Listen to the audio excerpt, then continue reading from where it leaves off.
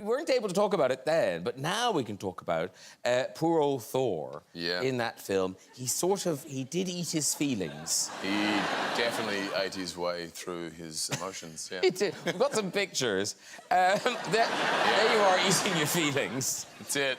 But now, you didn't do that. Oh, no, that was my full Raging Bull Oscar attempt.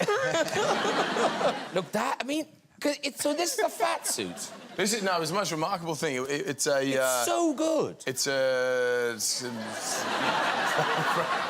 prosthetic latex kind of thing, which literally I would slip into.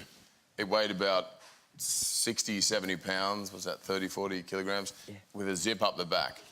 And they're taking photos of my body, and then every little sort of the hair or freckle or whatever the hell that was on that thing.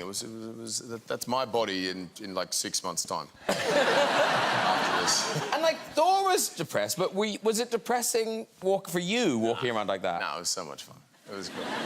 Did people treat you differently? As in ignored you? Yeah, every time I stepped toward the catering truck, they were like, no, no, no, no, no.